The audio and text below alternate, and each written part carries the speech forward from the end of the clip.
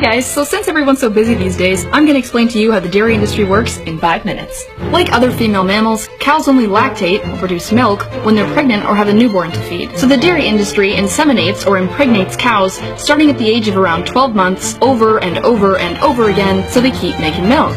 And it's a rather routine process. You see, first the industry jacks off a bunch of bulls, sometimes using a hand or help from an electro-ejaculator, which is basically a giant cow dildo that goes into the anus of the bull until he blows. And that semen is collected and then inserted into the vagina of a female cow with a long tube, usually while she's confined in what the industry calls a rape rack. And sometimes they put their fist right into the anus of the female cow, you know, to loosen the area. To make the process as effective as possible. What are you feeling for in there when you... Oh, it's a bit jumpy. I think I would be if someone did that to me.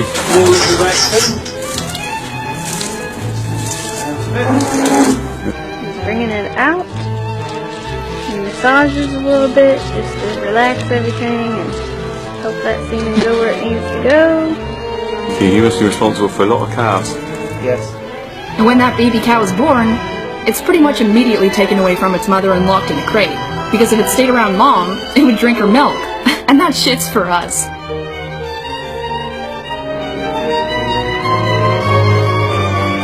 And you see, a mother cow's bond with her young is very strong and affectionate. And she sometimes cries out for days in search of her baby. But nobody gives a shit.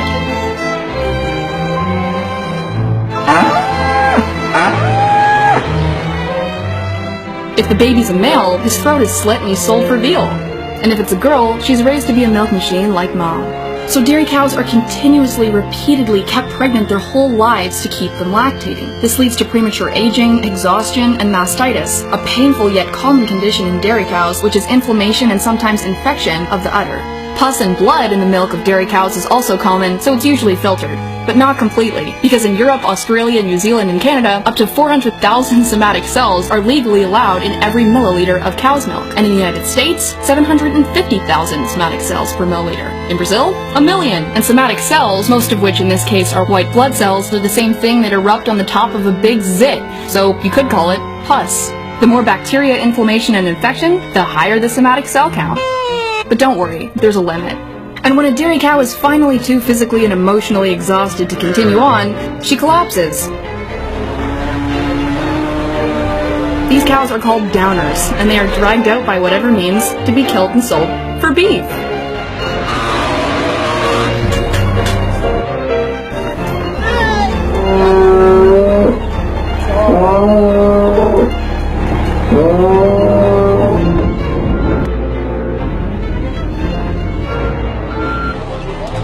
It's common in the industry, even on organic dairy farms, for cows to go down after about 4 or 5 years of continuous milk production.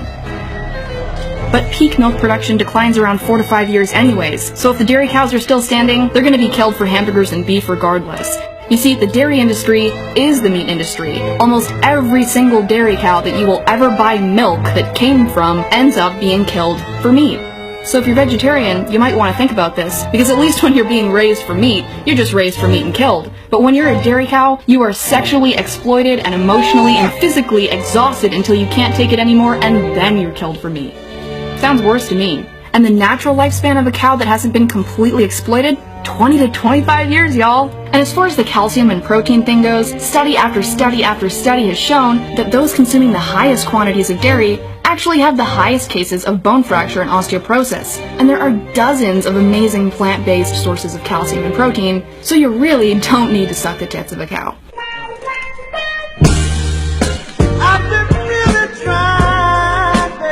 I mean, the dairy industry has wormed their way into education systems, nutritional programs, and media to convince us that we need to drink milk. But when you're in school learning about how good milk is for you, that's not because there was a panel of people who care about your health that determined that. That's because the dairy industry paid lots of money for you and your children to hear that message in school, and on TV, and on billboards, and magazines, and for your doctors who don't have to take more than a few hours of a nutrition course to tell you to drink your milk.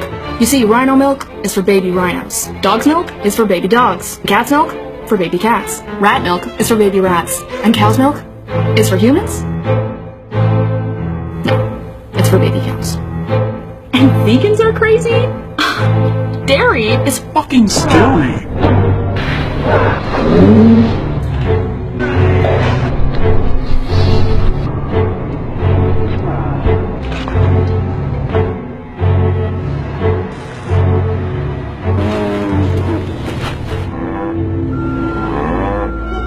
Try almond milk, hemp milk, soy milk, flax milk, rice milk, Brazil nut milk, macadamia nut milk, cashew milk, any milk but dairy milk.